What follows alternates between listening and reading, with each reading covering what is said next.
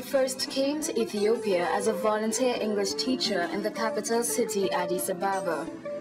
As a teacher, I discovered a side of Ethiopia that most people may never see. I taught students who held a kind of hunger for education that I'd never seen. Cereal. Okay. And although they lived in situations unimaginable to most of us, they held their dreams with hope and pride. But my students had a different battle. Ethiopians speak over 80 native languages, but students must learn English to complete secondary school and access good jobs. A good knowledge of English is the passport to a better life.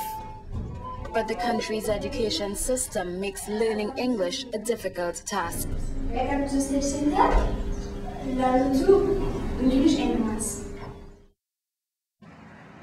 I've come back to Ethiopia to document how a new scholarship program sponsored by the US State Department is helping to improve English skills among students and much more.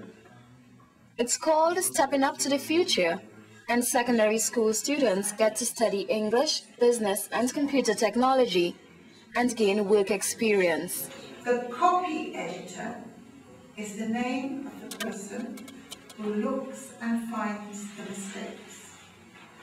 You're going to be a copy editor for that page. Because we have to have enough libraries and enough places that are clean and comfortable to study. And part of what we wanted to achieve when we designed this program was that it's not just going to teach them English so they can carry on a conversation. It's going to teach them English and then some. It's going to teach them about, how to market yourself as an employee one day when you're finished with your studies. At the study center in Addis, scholarship students from different secondary schools attend evening and weekend classes. Their main goal is to develop their English writing skills to pass their national exams. These classes are critical for students who cope with a tough education system. In Ethiopia, students learn in their native tongue and study English as a subject throughout primary school. When students enter secondary school, they face a dilemma. The curriculum is taught entirely in English, and all national exams must be written in English. At this stage, students without good English skills find it impossible to learn. Many of them would be left behind. Okay, students, today we're going to have an exercise I just prepared for you. In IT, internet sites, most internet sites are in English language. 90–95% of internet websites are in English language. So the more English language you have, the more ability you have to go into the internet and find what you need. The difficulty is, they're from different backgrounds. That means most of the students never took the computer before coming here. We didn't expect to see the students with this capacity, but they build because they have got an interest, a motivation to do on that part. Before having this chance, getting into the study center, I don't know about computer, but people talk about computer, and I heard the name only. I take the computer here in the study center, and I know some main things on computer now. I have internet access, I have an address. As part of the program, students are learning more about themselves by journaling their goals and experiences. Reading fiction, watching film, working with my friend, and walking to entertainment place, and playing computer games. I am interested in reading books, especially scientific books, journals, and hearing news regarding newly discovered materials. The scholarship students that we chose for the American program come from very needy backgrounds. They come from very far in Addis Ababa, which is an hour and a half by taxi to arrive here.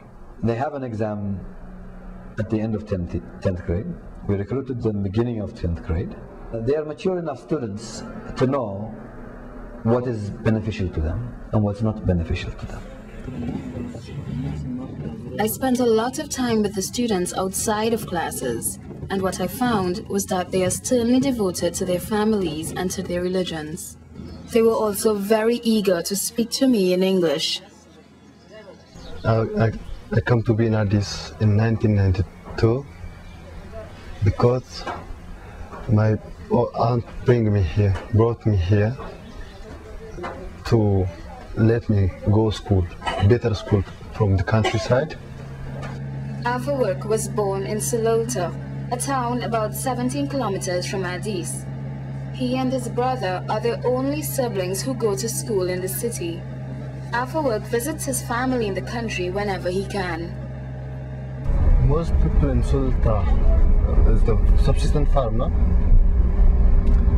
They don't have a large farm land because the land is always covered with a tree, and all the people don't let their children to go to school.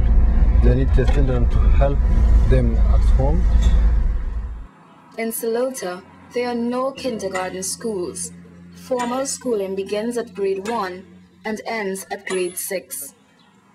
Afewerk took us to his first classroom. This is the first class I attend when I start school. And that's the place I see it first. This is my first set. A place which has history in my life. A place I start learning. Can you remember how it was? Yeah. First it was boring because I told you I can't write. I can't practice before school. There was no KG here. I'm just simply starting grade 1 from nothing. And so it was very difficult to write. When I first read on the blackboard, our teacher asked us, "Who read this one?" And I said, there was a spelling black, which said black. And I said black and hide myself under the chair because I afraid the teacher.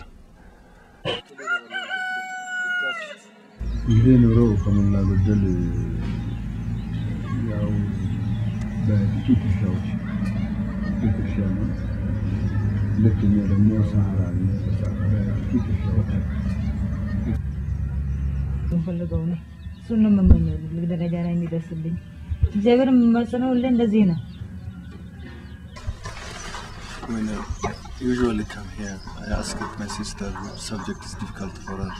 Not only my sister, there is my small brother, her small brother. I'm asking her which subject is difficult for her, and I'm just trying to show her. እንዴት ነው ያስቸግረዋለሁ ይከብደዋለሁ ብዬ በሚጠይቅበት ጊዜ ምንም አይከብደኝም እግዚአብሔር አለ ነው የምለው።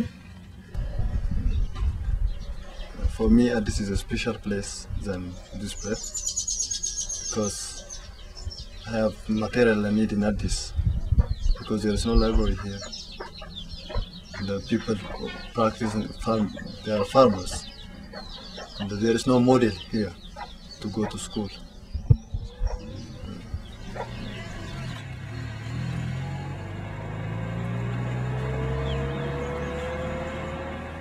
Back in Addis, when Afewerk is not in school, he spends his time at the nearby St. Matthew's Anglican Church Library.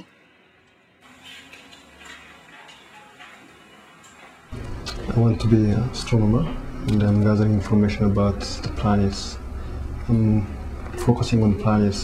I'm gathering about planets and mostly about celestial bodies, just to know about them, to have more information about planets. Afewerk now lives with his great aunt and his brother. They live off of the money they get from a rented room at the back of their house. Okay, this is my classroom. I'm sleeping here. This is my bed, and all my material is here. And this is my program, studying program. I'm always putting it here to remember me what the program I have on Monday and Tuesday. I have a dream. I have to prove my dream. I have to be what I want to be. And I have to escape from poverty. I'm living in hut with my family. I have to help my family. That's why I'm always working very hard.